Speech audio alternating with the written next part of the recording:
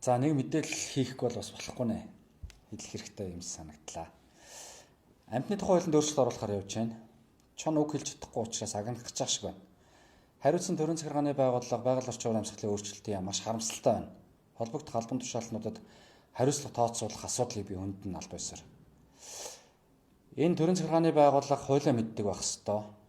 За удахгүй бас улсын хурлын гишүүн Тэмүүжин гишүүн маань бас хуулийн өөрчлөлт өргөн барихаар бэлтгэж байгаа. Энэ дээр хуулийг гуйлж буруу тайлбарласан хэрэгжүүлээгүй зөрчсөн албан тушаалтанд хариуцлага тооцдог болох хуулийн төслийг боловсруулж байгаа юм л. Энийг бол би одоо өстой зөө хуулийн төслөө гэж бодож байгаа. За чон. Өнөөдөр Монгол улс 13146 чонтой гэдэг бүртгэл сүүлийн 5 жилийн хугацаанд байна. Гэтэл чон бүртгэгдээгүй, тоолоогүй гэд ингээд улсын хурлын гишүүн яриа сууж байгаа шийдэ. Байгаль орчны төрийн захиргааны төв байгууллага энийг улсын хурлын гишүүдэд зөв мэдээлэл хангах үүргээ хүлээх ёстой. Улсын хурлын гишүүн худлаа яриад байгаа юм уу? Эсвэл байгаль орчны яам тоолсон тоогоо гаргаж өгөхгүй байгаа юм. Энтэй холбоотой асуудал. Амьтны тухай хууль дээр би ягаад хуулийн заалт уншиж өгч байна гэхээр хуулийг гуйлж байна. Үнэхээр гуйлж байна. Өнөөдөр мал сүргээ хамгаалах зорилготой малын хот руу орсон чоныг алж болохгүй байна. 5 хоногийн хугацаа өгдөг гэдэг худлаа яриаг гаргаж байна. Энэ бол болохгүй асуудал. Би одоо хуулийн заалтуудаа уншаад өгье. Бүх юм нээлттэй байгаа өнөөдөр. Хуаргнуулж агнахыг зөвшөөрөхгүй. Амьтны тухай хууль 35 дугаар зүйл амьтны тоо толгойг зохицуулахтай холбоотой заалт.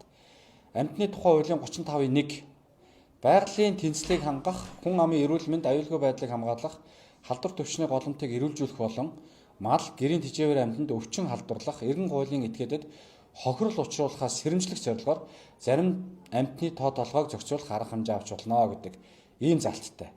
За 35-2 амьтны тоо толгойг зохицуулах арга хэмжээг бусад амьтны зүйлд гим хор учруулахгүй.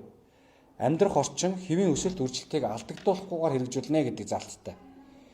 За 35-4 хүн амьтны эрүүл мэндэд гоц аюултай, тахал, галзуу, бусад халдвар төвчин тараадаг болон хэд олширч байгаль орчинд хөнөөл учруулдаг аюултай амьтны зүйлэлтэд тэмцэх тэдгээрийг урьдчилан сэргийлэх ажлыг холбогдох мэргэжлийн байгууллагууд гүйцэтгэнэ гэсэн ийм зохицуултаар өнөөдөр амьтны тухай хуулиар амьтны тоо толгойг зохицуулж байгаа. За төлбөртэй холбоотой асуудал яриад байна. Саяны зохицуултаар чоныг агнах зөвшөөрөл, зохицуултыг хийх зөвшөөрөл бүрэн дүүрэн байгаа. Өөрөөр хэлбэл аймаг сумдын байгаль орчны газар, за дээрэс нь сумын засаг дарга, аймгийн засаг дарга нар тухайн зохицуулттай холбогдуулаад тоо толгойг зохицуулахыг болвол зохицуулаад өгсөн хуулийн заалт бүрэн төгөл өвчин төгөлдөр мөрдөгдөж байгаа. За ингэнгүүт нэг юм яриад төлбөрөөс чөлөөлнө гэд. Одоо малын хотонд орж ирсэн чоныг агнахын тулд гүйж очиж зөвшөөрөл авах хүсээр байдал болохгүй нэ гэд.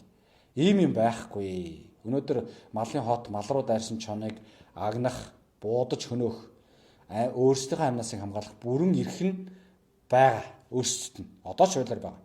Тэгэхээр энийг бид нэр худлаагаа уурж тайлбарлаж болохгүй гэдгийг хэлж байгаа. Дараа нь торгуул зөрчилд орчдгоо гэсэн асуудал яриад байгаа. Яг энэ дээр. Тэгэхээр би энэтэй холбоотой заалтыг уншаад байгаа. Амьтны тухай байгалийн нөөц ашиглалтын төлбөрийн тухай хуулийн 22 дугаар зүйл амьтны нөөц ашиглалтын төлбөрөөс чөлөөлөх хөнгөлөлтөй холбоотой заалт. За төлбөрөөс дараах тохиолдолд чөлөөлнө гэж. Амьтныг нутагшуулан үржүүлэх зорилтоор барихад чөлөөлөгддөг юм байна. 22-1-2 халдвар төвчний голомтыг устгах зорилгоор эрүүл мэндийн болон байгаль орчны асуудал эрхэлсэн төрийн захиргааны байгууллагын шийдвэрээр амьтныг мэргэжлийн байгууллагаас зохион байгуулалтаа агнаж устгах дээр зөвшөөрж байгаа. За энэ бол нөгөө зохицуулалттай холбоотой асуудал. За 22-1-3 мал сүргийг хамгаалах болон тодорхой нутаг дэвшгэр тоо толгойг нь сэргэжүүлэх зорилгоор чон агнахад төлбөрөс чөлөөлж байгаа. Энэ заалт нь байна. Ямар ч асуудал байхгүй. Тэгэхээр төлбөрт орчоод байна, ангснаараа төлбөрт орчоод байна гэдэг асуудал бол энэ хуулийн заалтаараа чөлөөлөгдөж байгаа. За мал сүргээ болон өөрийнхөө амнасыг хамгаалах зорилготой агнадаг. Гэтэл эрүүгийн болон зөрчлийн хуулиар хариуцлага хүлээж байна гэж тайлбарлаад байгаа. За энэ дээр би уншаад өгье. Эрүүгийн хуулийн 4-1 аргагүй хамгаалт гэж байгаа. 4-1-1 өөрийн эсвэл бусдын амнаас эрүүл мэндийн эсрэг хууль бус ба тулгарсан довтлооны эсрэг хийсэн гэмт хэрэг шинжтэй үйлдэлийг гэмт хэрэг тооцохгүй гэдэг ийм заалт байна. За бид нэр ингээд хуулийн заалтуудыг харахаар энд бүх заалтуудыг ингээ хуулийн дагуу оруулаад өгсөн байгаа байхгүй. Өнөөдөр малын хотонд орж ирээд чон өөрийнх нь амь нас болон малын амь нас гэдэм одоо. Энэ зорилготой орж ирж хахад энэ зорил одоо хүн өөрийнхөө амь насыг хамгаалах зорилгоор байсан байна гэд агнчаад тэрэн дээр эрүүхэн гэмтэрхтэн болчиход байна гэж тайлбарлаад байгаа байхгүй. Тийм ерөөсөө байхгүй. Өнөөдөр Монгол Улсын нутаг дэвсгэр дээр тийм эрүүхэн гэмтэрхт толгдсон хүн ч байхгүй.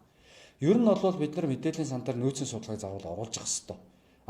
Аймаг сумын удирдлагууд тухайн чоныхоо тооллогыг хийгээд тоолготой холбогдуулаад зохицуултуудыг хийх боломжийг нь өнөөдөр төлбөрөөс чөлөөлөх хэлбэр дээр нь оруулаад өгсөн байна. Өнөөдөр энэ амьтны тухай хуулийн нэмэлт өөрчлөлтөөр оруулж байгаа гол аюул нь юу вэ гэхээр хүн малын одоо амь насыг хамгаалах зорилгоор буудаж агнах эрхийн шууд олгоё, төлбөрөөр чөлөөлөё гэж тайлбарлаад байгаа. Тэр нь өнөөдөр амьтны тухай хууль, байгалийн нөөц зохицуулалтын төлбөрийн тухай хууль, эрүүгийн хууль, зөрчлийн хуулийн тодорхой холбогдох залтуудаар тусгагдчихсан залт. Тусгагдчихсан. Үүгээр дайлимдуулаад өнөөдөр амьтны тухай хуулинд орж байгаа энэ залтаар дайлимдуулаад төлбөрөөс чөлөөлөх буюу эргээд хуаргнуулсан тухайн амьтныг одоо устгах асуудал үүсэхвээ. 13146 гэдэг тоо байна чон дээр. Судлаагүй судалсан, тогтоогоогүй тогтооцсон байна. Бид нар энийгээ сайн хараач. Амьтны тухай хуулийн дээр энэ хэлбэр дээр сүүлдээ эргээд бид нар чон маань өөрөө ямар үүрэгтэй вэ?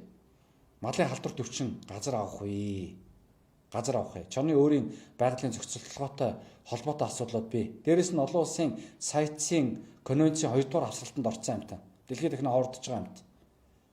Бид нар өнөөдөр энэ хуулийн заалтыг нэмэлтээр оруулж иж чонгүй болох вэ гэдэг дээр л би хэлчих. Дараагийн удаа 9-ийг оруулж ирэх үү? Одоо тэр улсын хурлын 2-3 сонгогдсон улсын хурлын гишүүд хуулийг унших хэрэгтэй. Хуулийг уншихгүй байна. Тэгээд хөөр тавих гэдэг юм. Ийм баймааргүй байна. Дараа нь 9 оруулж ирээд бид нар яах вэ? 9-гүй болох уу? Ийм асуудлуудаар улсын хурлын гишүүд ялангуяа энэ хууль баталж байгаа энэ процесс дээр дээрэс нь тухайн захиргааны буюу тухайн байгаль орчны асуудал дээр төрийн захиргааны төв байгууллага, байгаль орчин уур амьсгалын өөрчлөлтийн яам энэ дээрээ маш хатуу бодлогоо барьж ажиллаач гэдгийг би та бүхнээс шаардах гэж байгаа. Нөгөө талдаа энийг зөвшөөрж байгаа бол бодлогын түвшин дээр бид нар чоноо агнуулт дуусгая гэдэг бодлогоо байгаль орчны яам оруулж ир. Ийм л асуудал. Чонгүй болсноор өнөөдөр малын халдвар төвчийг гисэн шүү. Чонгүй болсноор өнөөдөр зөвхөн мал бариад байт юм биш. Тарав зургнаас ахуулаад олон асуудлууд бий энэ дэр. Буг гөрөөснөөс ахуулаад. Тэр өвчтөй, тэр халдвар төвчин дэгээ явж байгаа. Тэр амьтдын асуудлыг бид нар бас энд хөндөх ёстой шүү. Энэ дэр байгаль орчны төрийн захиргааны төв байгууллага, байгаль орчин уур амьсгалын өөрчлөлт юм хариуцлагатай ханд гэдгийг би хэлэх гэж байна.